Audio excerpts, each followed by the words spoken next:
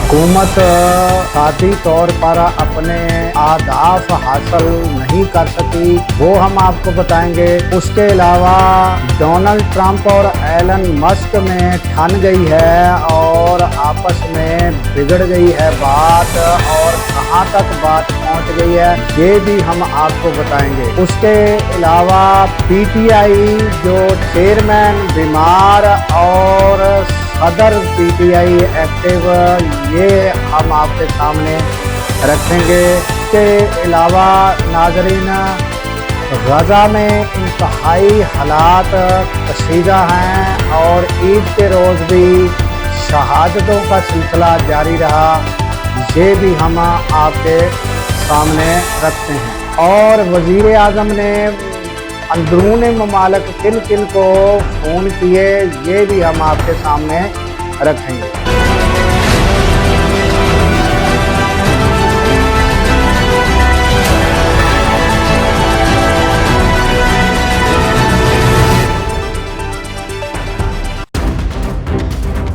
अस्सलाम वालेकुम, मैं हूं अब्दुल गफ़ार। नाज़रीन, सबसे पहले हम आपको डोनाल्ड ट्रंप के बारे में बताते हैं कि इलेक्शन जिस वक्त हुए तो उनके सबसे मशहूर शख्सियत और माली तौर पर मुस्तहकम शख्सियत जो थी वो एलन मस्क थी, और उन्होंने जो डोनाल्ड ट्रंप का बढ़ चढ़ कर साथ दिया। और जब वो इक़्तिदार में आए तो आपने देखा कि मुख्तलफ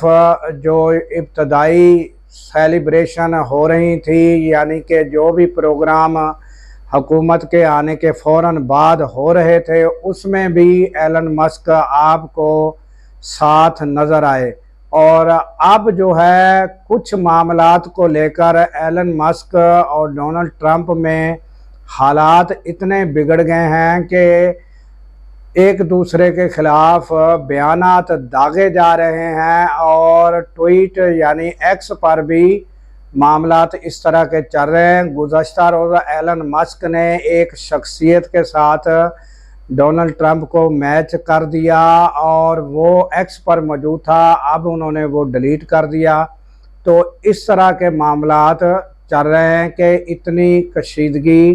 पैदा हो गई है कि डोनाल्ड ट्रंप ने कहा कि अब उनके साथ मामलात ख़त्म हो चुके हैं, वो मामलात अभी दोबारा बन नहीं सकते। ये इज़हार भी डोनाल्ड ट्रंप ने कर दिया है। तो नाज़रीन, ये जो डोनाल्ड ट्रंप और एलन मस्क का वाक़या है, मुझे ये मुमासलत जो है ये नज़र आती है इमरान ख़ान और जहांगीर तरीन में। वो भी जिस वक़्त इमरान ख़ान हुकूमत में आए तो जहांगीर तरीन पाकिस्तान में भी एक मालदार शख्सियत हैं और ताल्लुकात में भी उनके अच्छा असर रसूख रहा है और अब भी है। तो जहांगीर तरीन उनके साथ बढ़ चढ़ कर उन्होंने साथ दिया और हर जगह मदद की, और उसके बाद हुकूमत में आते ही थोड़े अरसे के बाद मामलात जहांगीर तरीन के बिल्कुल बिगड़ गए और आपस में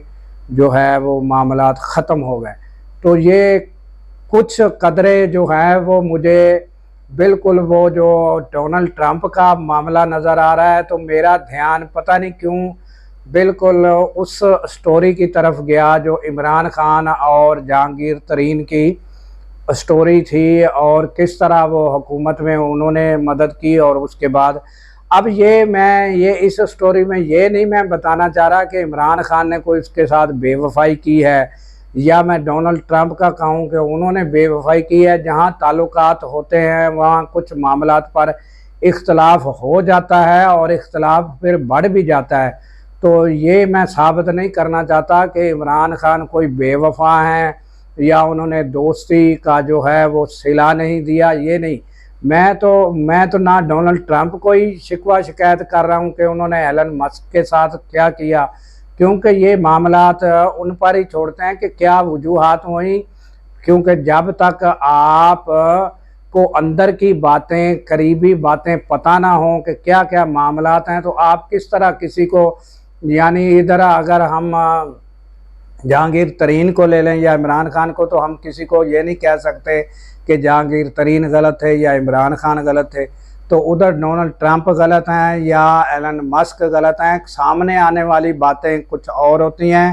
کچھ دوستوں کے تعلقات اندرون خانہ بھی کچھ اور ہوتے ہیں، تو کیا معاملات ہوئے ادھر اور ادھر، یہ بہرحال یہ میں نے آپ کو ایک یعنی تشبیہ دی ہے کہ وہ معاملات اور مجھے یہ معاملات جو ہے ایک طرح کے نظر آئے کہ یہ بالکل سٹوری سیم کہ حکومت کے آنے پر جو ہے جو ساتھ دیا، حکومت جب آ گئی اور پھر ڈونلڈ ٹرمپ اس سے ناراض ہو گئے، اور ادھر عمران خان کا ساتھ جہانگیر ترین نے بڑا دیا تھا، سب ہی جانتے ہیں۔ تو جب وہ حکومت میں آ گئے تو کچھ عرصے کے بعد معاملات بگڑ گئے۔ تو یہ دونوں سٹوریاں مجھے نہ جانے کیوں ایک یکساں واقعات لگتے ہیں۔ اس کے بارے میں آپ کمنٹس میں مجھے بتا سکتے ہیں کہ کیا یہ میں نے غلط تشبیہ دی ہے، تو کمنٹس بھی کر سکتے ہیں، اپنی رائے کا اظہار بھی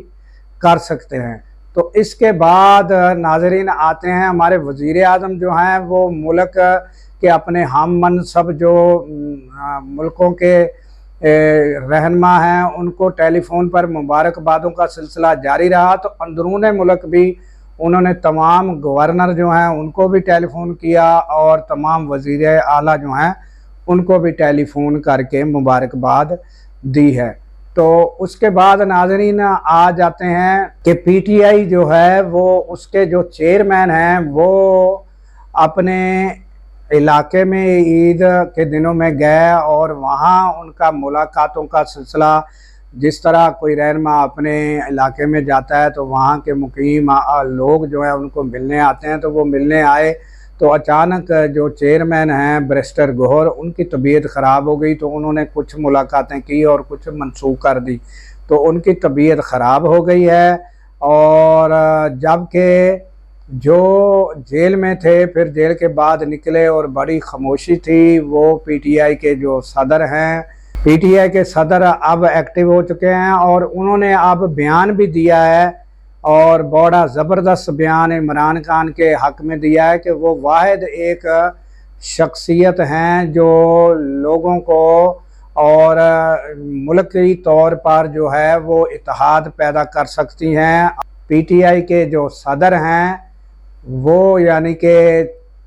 ایکٹیو ہو چکے ہیں، اور جبکہ اب معاملات جو ہیں وہ جا رہے ہیں احتجاج کی جانب، تو اب چیئرمین جو ہیں وہ بیمار ہو گئے ہیں اور اللہ تعالیٰ ان کو صحت عطا فرمائے، اور وہ بتا رہے ہیں کہ اب ان کی حالت بہتر ہے۔ تو اب وہ کس قدر حصہ لیتے ہیں ایکٹیویٹی میں، کیا کرتے ہیں، یہ تو آنے والے دنوں میں پتہ چلے گا، مگر اب جو چیئرمین ہیں ان کی جگہ تو اب پیٹرن چیف خود یعنی یہ جو احتجاج ہوگا اس کی نگرانی یا اس پہ جو باتیں کرنی ہیں اس کے بارے میں سارا کچھ عمران خان نے تو اپنے ہاتھ میں لے لیا ہے۔ تو اب اگر بریسٹر گوہر ایکٹیویٹی میں کس قدر حصہ لیتے ہیں یہ آنے والے دنوں میں پتہ چلے گا۔ تو ناظرین یہ تازہ ترین حالات ہیں، اور علی امین گنڈا پور جو ہیں انہوں نے بھی ایک شکایت وفاقی حکومت سے کی ہے کہ جو مذاکرات افغانستان کے ساتھ شروع کر دیے گئے ہیں، تو ان کا کہنا یہ ہے کہ انہیں اعتماد میں نہیں لیا گیا، اور انہوں نے بتایا کہ میں نے جرگے میں بھی اس بات کا اظہار کیا تھا کہ جب بھی یعنی افغانستان سے مذاکرات ہوں گے تو یعنی انہیں ساتھ شامل کیا جائے گا، تو انہیں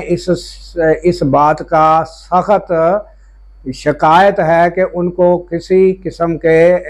یعنی مذاکرات میں اعتماد میں نہیں لیا گیا، یہ انہوں نے اظہار کیا۔ تو اس کے بعد تو جو اہداف مختلف شعبہ جات میں ناظرین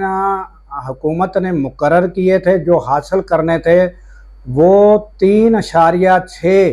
ہدف مقرر کیا تھا رواں مالی سال میں۔ تو وہ حکومت اہداف حاصل نہیں کر سکی، بلکہ 2.68 جو ہے وہ یا 2.56 جو وہ اہداف حاصل کر سکی ہے، بلکہ زرعی شعبے میں 2% ہدف مقرر کیا تھا اور جو حاصل کیا وہ 0.56۔ تو یہ بالکل نیچے رہا ہدف زرعی شعبے میں بھی۔ تو آج جو ہے یہ اس کا سروے جو ہے وہ بتایا جائے گا کہ کن کن شعبوں میں حکومت اہداف جو ہیں وہ حاصل نہیں کر سکی۔ آج اس کی رپورٹ متوقع ہے اور رپورٹ آنا ہے، تو یہ تازہ ترین آپ کے سامنے رکھنا تھا کہ جو اہداف مقرر کیے تھے مختلف شعبہ میں، وہ گروتھ ریٹ جو ہے جس کو شرح نمو کہا جاتا ہے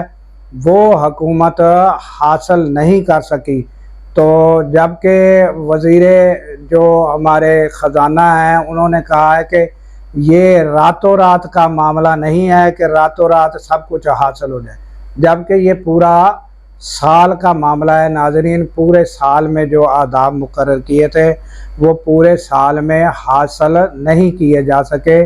بلکہ جب آپ کو یاد ہوگا کہ عمران خان کی جب حکومت تھی اور جب ان کو حکومت سے اتارا گیا تو گروتھ ریٹ جو ہے وہ 6 پر تھا، تو اب تک حکومت اس گروتھ ریٹ کو، شرح نمو کو آج تک اچیو نہیں کر سکتی۔ ناظرین، آتے ہیں کہ غزہ میں انتہائی ناظرین حالات جو ہیں وہ کشیدہ ہیں، اور یہ جو عید کے روز بھی ظلم بربریت اور تقریباً 100 کے قریب ناظرین شہادتیں عید کے روز بھی ہوئی ہیں، اور وہاں جس طرح ہم آپ کو بتاتے رہتے ہیں کہ ناظرین وہاں خوراک کی کمی ہے، وہاں ادویات کی کمی ہے، اور یہ حالات ہیں ناظرین وہاں۔ ناظرین، غزہ کے لیے دعا گو رہیں اور غزہ کے لیے دعا کرتے رہیں، کیونکہ تمام مسلم امہ، سلامتی کونسل، اس کے علاوہ اقوام متحدہ، پتہ نہیں کہ ان کا کیا اثر رسوخ ہے کہ تاحال جنگ بندی میں ناکامی، اور آپ کو پتہ ہے کہ امریکہ کا ویٹو کرنا اور سارے معاملات کو سبوتاژ کرنا، یہ انتہائی تشویشناک بات ہے۔ یہ حالات ہیں ناظرین، اور اس کے ساتھ ہی ناظرین ہمیں دیجیے اجازت کہ اللہ تعالیٰ پاکستان کی خیر فرمائے، پاکستان کی سرحدوں کی خیر فرمائے، اور سرحدوں پر مامور ہمارے جوانوں کو اللہ تعالیٰ شاد و آباد رکھے، کیونکہ ناظرین جب ہم راتوں کو سو رہے ہوتے ہیں وہ سرحدوں پر جاگ رہے ہوتے ہیں۔ اللہ حافظ۔